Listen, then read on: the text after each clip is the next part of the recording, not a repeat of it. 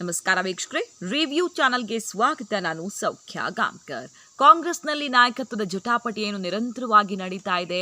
ಮುಂಬರುವ ಚುನಾವಣೆಗೆ ಯಾರ ನಾಯಕತ್ವ, ಮುಖ್ಯಮಂತ್ರಿ ಅಭ್ಯರ್ಥಿ ಯಾರಾಗಬೇಕು ಅನ್ನೋ ನಿಟ್ಟಿನಲ್ಲಿ ಈಗ ಆ ಗೊಂದಲ ಬಗೆಹರಿದೇ ಬಿಟ್ಟಿದೆ. ನಾಯಕತ್ವದ ಕ್ಲಾರಿಟಿ ಸಿಕ್ಕೇ ಬಿಟ್ಟಿದೆ ಅನ್ನುವಂಥ ಒಂದು ಘಟನೆಯ ಕುರಿತು ಮಾಹಿತಿ ಕೊಡೋದಕ್ಕೆ ನಾನು ನಿಮ್ಮ ಮುಂದೆ ಬಂದಿದ್ದೀನಿ. ಪಕ್ಷದಲ್ಲಿ ಬೇರೆ ಬೇರೆ ನಾಯಕರುಗಳಿಗೆ, ಕಾರ್ಯಕರ್ತರಿಗೆ ಮತ್ತು ವರಿಷ್ಠರಿಗೆ ಎಲ್ಲರಿಗೂ ಕ್ಲಾರಿಟಿ ಕೊಡ್ತಾ ಇರುವಂತಹ ಘಟನೆಯೊಂದರ ಬಗ್ಗೆ ಮಾಹಿತಿ ಕೊಡೋದಕ್ಕೆ.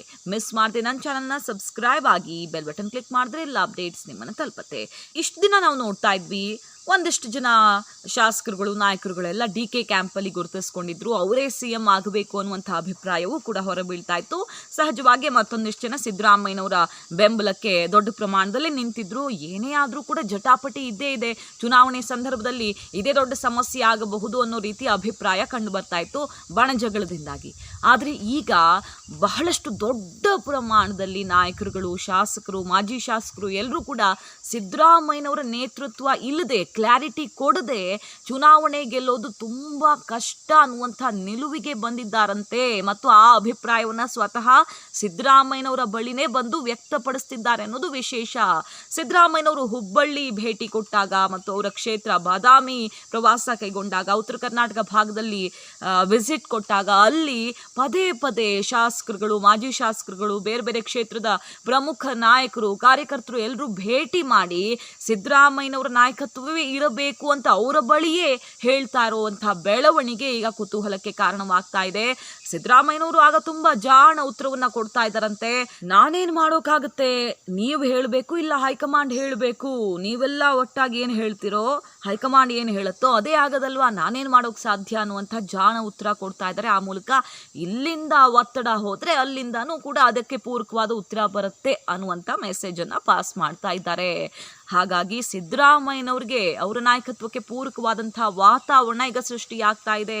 ಪಕ್ಷದ ಒಳಗಡೆ ಕಾರ್ಯಕರ್ತರಿಗೆ, ನಾಯಕರುಗಳಿಗೆ ಅರ್ಥ ಆಗಿರುವಂಥ ವಿಚಾರ ಏನಪ್ಪಾ ಅಂದರೆ, ಒಂದು ಭಾಗದಲ್ಲಿ ಪ್ರಭಾವ ಬೀರುವಂಥ ಬೇರೆ ಬೇರೆ ನಾಯಕರು ಇರಬಹುದು, ಆದರೆ ಕಂಪ್ಲೀಟ್ ಆಗಿ ಇಡೀ ಕರ್ನಾಟಕ 224 ಕ್ಷೇತ್ರಗಳಲ್ಲೂ ಕೂಡ ಅಲ್ಲಿನ ಸ್ಥಳೀಯ ನಾಯಕರನ್ನ, ಮುಖಂಡರನ್ನ ಹೆಸರು ಹೇಳಿ ಕರೆದು ಮಾತನಾಡಿಸುವಂಥ, ಅಲ್ಲಿನ ವಾಸ್ತವ ಪರಿಸ್ಥಿತಿ ತಿಳಿದಿರುವಂತಹ ನಾಯಕ ಸಿದ್ದರಾಮಯ್ಯನವ್ರನ್ನ ಬಿಟ್ಟರೆ ಕಾಂಗ್ರೆಸ್ನಲ್ಲಿ ಯಾರೂ ಇಲ್ಲ. ಕಾಂಗ್ರೆಸ್ ಈ ಬರುವ ಚುನಾವಣೆಯಲ್ಲಿ ಗೆಲ್ಲಬೇಕು ಅಂದರೆ ಅವರು ಪ್ರಚಾರಕ್ಕೆ ಬರಲೇಬೇಕು ಅನ್ನುವಂಥ ನಿಲುವಿಗೆ ಬಂದು ನಿಂತಿದ್ದಾರೆ ಅನ್ನೋದು ಇಲ್ಲಿ ವಿಶೇಷ.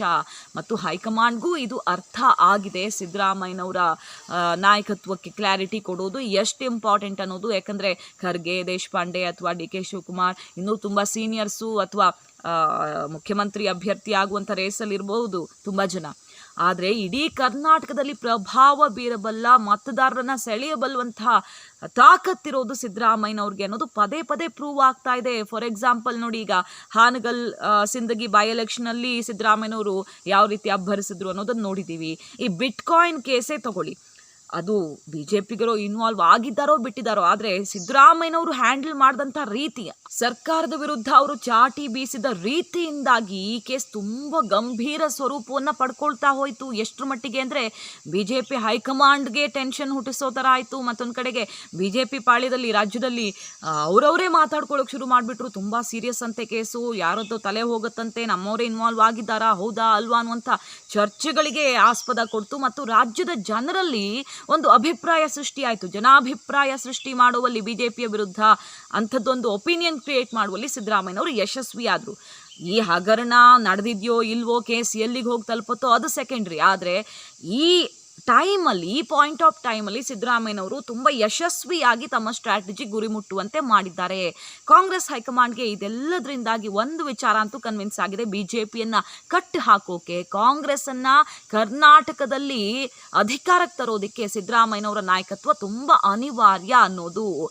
ಹೈಕಮಾಂಡ್ ಸಿದ್ದರಾಮಯ್ಯನವ್ರಿಗೆ ಮಣೆ ಹಾಕ್ತಿದೆ ಅನ್ನೋದಕ್ಕೆ ಇತ್ತೀಚಿನ ಬೆಳವಣಿಗೆ ಕೂಡ ನೋಡಿದ್ದೀವಿ. ಸೋನಿಯಾ ಗಾಂಧಿ ಅವರು ಕರೆಸ್ಕೊಂಡಿದ್ದು, ಹಾಗೆ ಮುಂಬರುವ ದಿನಗಳಲ್ಲಿ ಬೇರೆ ಬೇರೆ ಜಾತಿ ಸಮಾವೇಶಗಳನ್ನು ಮಾಡೋದಕ್ಕೆ ಓಕೆ ಅಂತ ಹೇಳಿರೋದು, ಇದೆಲ್ಲವೂ ಕೂಡ 2023 ಚುನಾವಣೆಗೆ ನಾಯಕತ್ವದ ಕ್ಲಾರಿಟಿ ಸಿಕ್ಕಿಬಿಟ್ಟಿದೆ ಅನ್ನೋದರ ಸೂಚನೆ ಅಂತ ನಾವು ಅರ್ಥ ಮಾಡ್ಕೊಳ್ಬಹುದು. ಅದಕ್ಕೆ ಪೂರಕವಾಗಿ ಈಗ ಹೈಕಮಾಂಡ್ನಿಂದ ಬರೋದಿರ್ಲಿ, ಇಲ್ಲಿಂದಾನೇ ಸಿದ್ದರಾಮಯ್ಯನವರೇ ನಾಯಕತ್ವ ವಹಿಸಿಕೊಳ್ಳಬೇಕು ಅನ್ನುವಂಥ ಒಕ್ಕೊರಲ ಧ್ವನಿ ಪ್ರತಿಧ್ವನಿಸೋಕೆ ಶುರುವಾಗಿದೆ. ನೋಡಿ, ಒಂದು ಉದಾಹರಣೆ ಕೊಡ್ತೀನಿ. DK ಶಿವಕುಮಾರ್ ಅವರ ಕ್ಯಾಂಪಲ್ಲಿ ಗುರುತಿಸ್ಕೊಂಡಿರೋರು ಅವರೇ ಮುಖ್ಯಮಂತ್ರಿ ಆಗಬೇಕು ಅಂತ ಬಹಿರಂಗವಾಗಿ ಸ್ಟೇಟ್ಮೆಂಟ್ ಕೊಟ್ಟವರು ಕೂಡ ಈಗ ಕ್ಯಾಂಪ್ ಚೇಂಜ್ ಮಾಡುವಂತೆ ಸಿದ್ದರಾಮಯ್ಯನವರ ಪರ ಬ್ಯಾಟ್ ಬೀಸ್ತಾ ಇರುವಂತೆ ಎಲ್ಲ ಕಾಣಿಸ್ತಾ ಇದೆ. ಹ್ಯಾರಿಸ್ ಅವರ ಉದಾಹರಣೆ ತಗೊಂಡ್ರೆ ನಾವು ಮಂಗಳೂರಿಗೆ ಹೋದಾಗ ಅವ್ರು ಹೇಳಿದ್ ನೆನಪು ಮಾಡ್ಕೊಳ್ಬಹುದು ನಾವು. DK ಶಿವಕುಮಾರ್ ಮುಖ್ಯಮಂತ್ರಿ ಆಗ್ತಾರೆ ಅಂತ ಹೇಳಿದ್ದು ಸದ್ದು ಮಾಡಿತ್ತು. ಆದರೆ ಈಗ ಯಾವಾಗ ನಲಪ್ಪಾಡ್ ಹೆಸರು ಈ ಶ್ರೀಕಿ ಕೇಸ್ ಜೊತೆಗೆ ಸುದ್ದಿ ಆಯಿತೋ, ಲಿಂಕ್ ಇದೆ ಅನ್ನೋ ಥರ ಎಲ್ಲ ಮಾಧ್ಯಮಗಳಲ್ಲಿ ಸುದ್ದಿ ಆಯಿತು, ಒಂದಿಷ್ಟು ದಾಖಲೆಗಳೆಲ್ಲ ರಿಲೀಸ್ ಆಯಿತು, ಅದಾಗ್ತಾ ಇದ್ದ ಹಾಗೆ ಎಲ್ಲಿ ಮಗನಿಗೆ ಈಗ ಏನು ಕೈಗೆ ಬಂತುತ್ತು ಬಾಯಿಗೆ ಬರಲ್ಲ ಅನ್ನೋ ಥರ ಆಗಿಬಿಡತ್ತೋ, ಯುವ ಕಾಂಗ್ರೆಸ್ ಅಧ್ಯಕ್ಷ ಆಗಲಿಕ್ಕೆ ಎಲ್ಲ ಸಿದ್ಧತೆಗಳಾಗ್ತಾ ಇದೆ. ರಕ್ಷಾರಾಮಯ್ಯ ಬಳಿಕ ಈಗ ನಲಪಾಡ್ಗೆ ಚಾನ್ಸ್ ಸಿಗತ್ತೆ ಅನ್ನೋ ಥರ ವಾತಾವರಣದಲ್ಲಿ ಮತ್ತೆ ಕೈ ತಪ್ಪು ಹೋಗುತ್ತೋ ಅನ್ನುವಂಥ ಆತಂಕ ಶುರುವಾಗಿದೆ. ನಾವು DK ಕ್ಯಾಂಪ್ ಬದಲು ಸಿದ್ದರಾಮಯ್ಯನವ್ರ ಕ್ಯಾಂಪಲ್ಲಿ ಗುರುತಿಸ್ಕೊಂಡಿದ್ರೆ ನಮಗೆ ರಕ್ಷಾ ಕವಚ ಏನಾದರೂ ಸಿಕ್ತಿತ್ತೇನೋ ಅನ್ನುವಂಥ ವರಸೆ ಈಗ ಕಂಡು ಬರ್ತಾ ಇದೆ. ಯಾಕಂದರೆ ಹ್ಯಾರಿಸ್ ಅವರು ಮೊನ್ನೆ ಅಷ್ಟೇ ಮಾತನಾಡಿದ್ರು, ಸಿದ್ದರಾಮಯ್ಯನವ್ರ ಪರ ವಹಿಸ್ಕೊಂಡು ಅಲ್ಪಸಂಖ್ಯಾತರಿಗೆ ಅನ್ಯಾಯ ಮಾಡಿರೋರು ಸಿದ್ದರಾಮಯ್ಯನವರಲ್ಲ JDSನವರು ಅಂತ.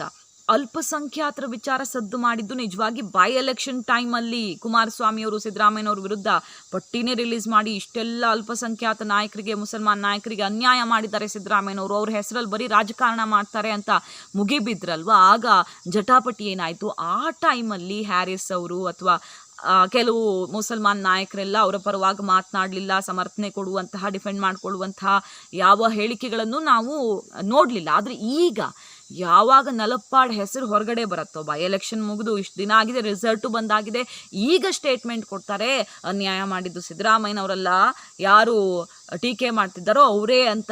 ಸೊ ನಿಧಾನಕ್ಕೆ ಅನಿವಾರ್ಯತೆಗೆ ತಕ್ಕಂತೆ ವರಸೆ ಬದಲಾಗ್ತಿರೋ ಥರ ಕಾಣಿಸ್ತಾ ಇದೆ. ಸಿದ್ದರಾಮಯ್ಯನವರ ಇಂಪಾರ್ಟೆನ್ಸ್ ಏನು ಅನ್ನೋದನ್ನು ಸುಮಾರು ಜನ ಸಾಂದರ್ಭಿಕವಾಗಿ ಅರ್ಥ ಮಾಡ್ಕೊಳ್ತಿದ್ದಾರೆ. ಮತ್ತೊಂದು ಕಡೆ ಮಕ್ಕಳ ರಾಜಕೀಯ ಭವಿಷ್ಯ ಭದ್ರ ಮಾಡ್ಕೊಳ್ಳೋ ದೃಷ್ಟಿಯಿಂದ ಬಹಳಷ್ಟು ಹಿರಿಯ ನಾಯಕರೇ ಈಗ ಸಿದ್ದರಾಮಯ್ಯನವರ ಮೊರೆ ಹೋಗ್ತಾ ಇದ್ದಾರೆ. TB ಜಯಚಂದ್ರ ಅವರಿರಬಹುದು, ರಾಜಣ್ಣ ಅವರು, ಹಾಗೆ ಮಹದೇವಪ್ಪ ಇರಬಹುದು, ಕಾಂಗ್ರೆಸ್ ಸೇರ್ಪಡೆ ಆಗ್ತಾರೆ ಅಂತ ಹೇಳಲಾಗ್ತಿರುವ GT ದೇವೇಗೌಡರು ಮಗನಿಗೆ ಟಿಕೆಟ್ ಕನ್ಫರ್ಮ್ ಮಾಡಲೇಬೇಕು ಅಂತ ಹೇಳ್ತಾ ಇದ್ದಾರಲ್ವಾ, ಅದು ಕನ್ಫರ್ಮ್ ಆಗೋದು ಸಿದ್ದರಾಮಯ್ಯನವರು ಓಕೆ ಮಾಡಿದ್ಮೇಲೆ, ಯಾಕಂದರೆ ಅವರ ತಾವೂರು ಜಿಲ್ಲೆ ಬೇರೆ ಆಗಿರೋದ್ರಿಂದ. ಹೀಗಾಗಿ ಇಲ್ಲಿ ತಮ್ಮ ಭವಿಷ್ಯ ಭದ್ರ ಆಗಬೇಕು ಅಂದರೆ ಸಿದ್ದರಾಮಯ್ಯನವ್ರ ಜೊತೆ ನಿಲ್ಲಬೇಕು ನಾವು ಅನ್ನುವಂಥದ್ದು ಒಂದು ವಿಚಾರವಂತೂ ಕನ್ಫರ್ಮ್ ಆಗ್ತಾ ಇದೆ ಬಹಳಷ್ಟು ಜನ ನಾಯಕರುಗಳಿಗೆ, ಕಾರ್ಯಕರ್ತರಿಗೆ ಮತ್ತು ಪಕ್ಷದ ಅಧಿಕಾರದ ದೃಷ್ಟಿಯಿಂದ. ಇದನ್ನು ಹೈಕಮಾಂಡ್ಗೆ ಮನವರಿಕೆ ಮಾಡಿಕೊಡುವಂಥ ಪ್ರಯತ್ನ ಕೂಡ ಈಗ ರಾಜ್ಯದಿಂದ ಶುರುವಾಗಿದೆ. ನಮಗೆಲ್ರಿಗೂ ಗೊತ್ತು ಕರ್ನಾಟಕ ಕಾಂಗ್ರೆಸ್ಗೆ ಎಷ್ಟು ಇಂಪಾರ್ಟೆಂಟ್ ಅಂತ.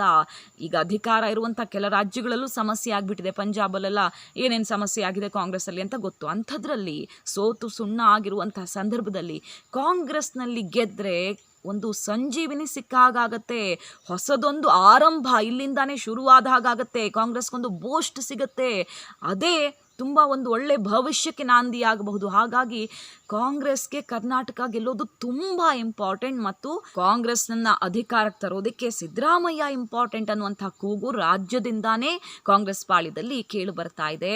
ಈ ಮಾಹಿತಿ ನಿಮಗೆ ಇಷ್ಟ ಆಗಿದ್ರೆ ಮಿಸ್ ಮಾಡದೆ ನನ್ನ ಚಾನಲ್ನ ಸಬ್ಸ್ಕ್ರೈಬ್ ಆಗಿ ಬೆಲ್ ಬಟನ್ ಕ್ಲಿಕ್ ಮಾಡಿದ್ರೆ ಎಲ್ಲ ಅಪ್ಡೇಟ್ಸ್ ನಿಮ್ಮನ್ನು ತಲುಪುತ್ತೆ. Thank you.